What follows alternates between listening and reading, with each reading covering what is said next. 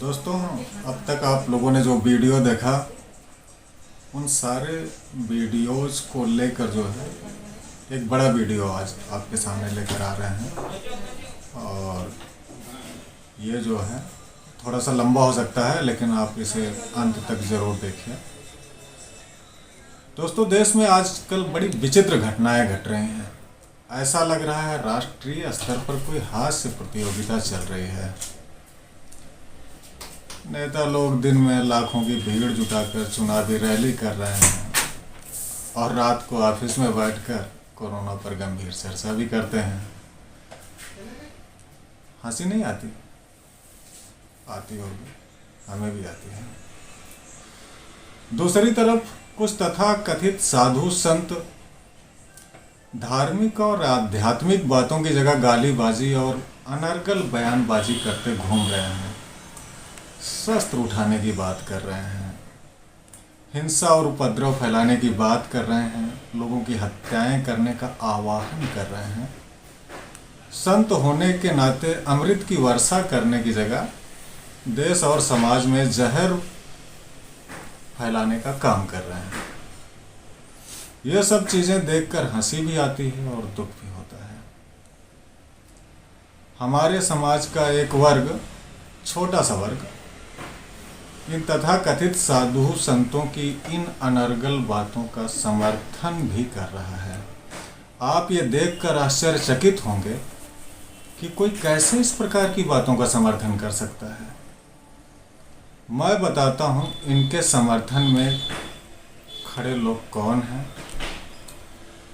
वास्तव में ये डरे हुए लोग हैं और ये सार्वभौमिक सत्य है कि डर बुद्धि को मार देता है। में से कोई कितना भी बड़ा सूरमा क्यों ना हो, लेकिन अचानक से शेर आ जाए तब क्या स्थिति होती है। हमें जैसे लकवा मार जाता है, हमारा दिमाग फ्रीज होकर रह जाता है। लोगों की हालत कुछ ऐसी ही है कि इनके दिमाग ने काम करना बंद कर दिया है, मगर इनकी यह हालत पहले से ऐसी नहीं है। ना एक दिन में ऐसे हो गए हैं। एक्चुअल में हुआ क्या है? हुआ यह है कि एक लंबी प्रक्रिया के तहत, एक लंबी प्रक्रिया और साजिश के तहत जो है इन्हें ऐसा बनाया गया है, इन्हें इस डर की स्थिति में पहुंचाया गया है। इन्हें बरसों से तरह तरह के माध्यमों से डराया गया है, ये कहकर कि हिंदू खतरे में है, धर्म खतरे में है। इस तरह से इन्हें बरसों से डरा डरा के इस स्थिति में पहुंचा दिया गया है कि अब इनका दिमाग डर की वजह से काम करना लगभग बंद कर दिया है। और अब डराने वालों को विश्वास हो गया है कि ये लोग इतना अधिक डर चुके हैं कि अब इनके दिमाग ने काम करना बंद कर दिया है। अब ये पूरी तरह से मानसिक गुलाम हो चुके हैं। इन्हें जो भी कहा जाएगा ये बिना सोचे विचारे उस काम को करेंगे, क्योंकि सोचेंगे विचारेंगे तभी जब दिमाग काम कर रहा हो। ये बेचारे भी बरसों से डर डर के जीने से परेशान हो गए हैं। तब इन्हें डराने वाले ही इन्हें इस डर से मुक्ति पाने का मार्ग भी बता रहे हैं कि हथियार उठा लो और फला फला को मार दो और डर से मुक्त हो जाओ। डराने वालों को भी थोड़ा सा डाउट है कि कहीं ये लोग जो है हत्या करने और उपद्रव फैलाने से इनकार न कर दें। तो इस संभावना को भी खत्म करने के लिए जो है इसे धार्मिक और राष्ट्रहित का काम भी बता रहे हैं कि संकोच मत करो, धर्म का काम है, राष्ट्रहित का काम है। मानो राष्ट्र की सुरक्षा का काम है। इनका कहने का अगर आप भाव देखेंगे तो भाव यह है कि मानो सेना, पुलिस जैसी संस्थाएं विफल हो चुकी हैं देश और देशवासियों की सुरक्षा करने में।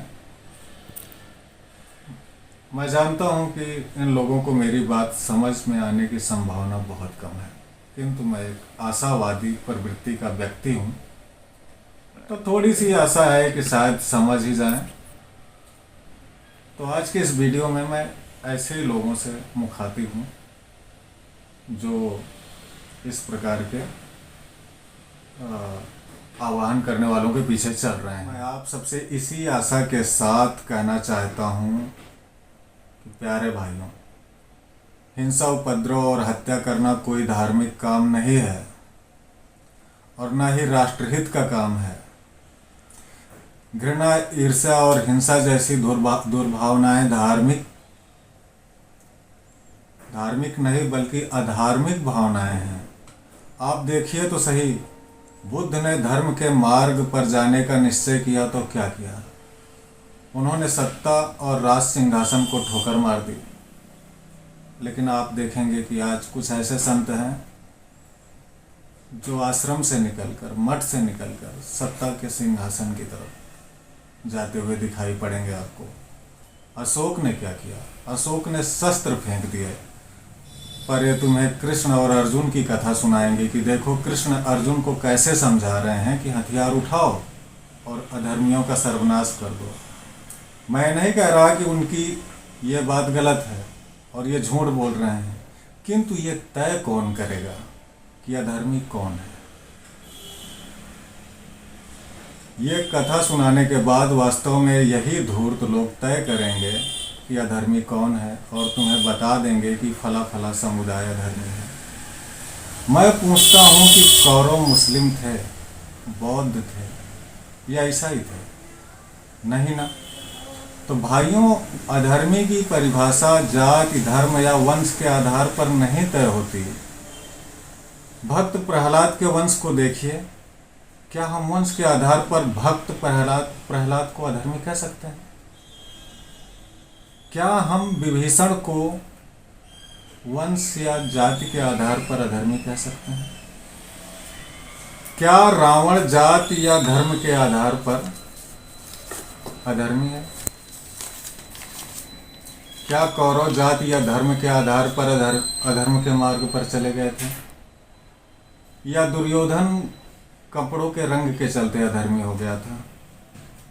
आजकल तो ऐसे नेता भी हैं कि कपड़े के रंग से ही जो है अपराधी अधर्मियों को पहचान लेते हैं। हालांकि खैर उनकी बात छोड़िए, बहुत पहुंचे हुए फकीर हैं और उन पर चर्चा भी नहीं करनी है मुझे। बात को समझिए, कोई आदमी अपने कर्मों के अनुसार अधर्मी और अपराधी होता है। कौरवों ने पांडवों के साथ छल किया और छल कपट अधार्मिक कृत्य है। कौरवों ने पांडवों को उनका हिस्सा देने से इनकार कर दिया। पांडवों ने कहा कि चलो ठीक है, आप लोग लोभ लालच ईर्ष्या के शिकार हो गए हैं तो पूरा हिस्सा न सही तो कम से कम 5 गांव ही दे दीजिए। किंतु दुर्योधन ने इससे भी इनकार कर दिया। उसने कहा 5 गांव? हम तुम लोगों को 1 इंच भूमि भी नहीं देंगे। दुर्योधन के इस 1 इंच वाले भूमि की बात से एक और नेता की याद आ गई मुझे। एक ऐसे नेता हैं आजकल जो किसी का अधिकार छीन लेने के बाद अधिकार वापस लौटाने की बात पर अक्सर कहते रहते हैं कि अब छीन लिया तो छीन लिया, 1 इंच भी पीछे नहीं हटेंगे। खैर हमारा विषय यहाँ किसी नेता पर चर्चा करना नहीं है। किसी का अधिकार छीन लेना अधर्म है और दुर्योधन ने वही किया। उसी तरह अपने अधिकार के लिए संघर्ष करना धर्म का काम है। फिर पांडवों ने युद्ध किया और अपना अधिकार वापस ले लिया। किंतु यहाँ भी ध्यान दें, युद्ध से पहले अर्जुन ने कहा अपने ही भाई बंधु हैं, इनके विरुद्ध कैसे शस्त्र उठाऊं? तो कृष्ण जी ने क्या कहा? कहा कि धर्म और अधर्म के बीच अपना और पराया नहीं देखा जाता।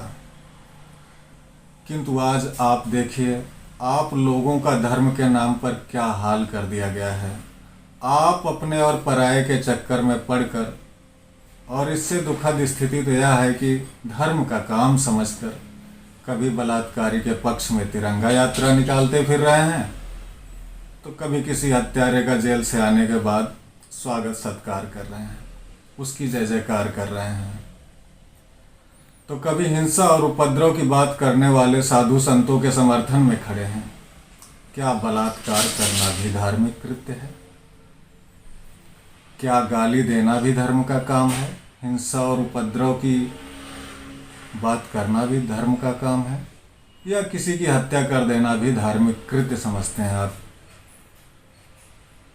अब आप स्वयं तय कीजिए कि आप किस तरफ हैं। धर्म और राष्ट्र की तरफ हैं या अधर्म के साथ, कौरवों के झुंड के साथ हैं या पांडवों के साथ खड़े हैं, ये आपको तय करना है। बस इससे ज़्यादा आज मैं और कुछ नहीं कहूँगा दोस्तों। आप लोगों के लिए मंगल कामना, शुभ कामना।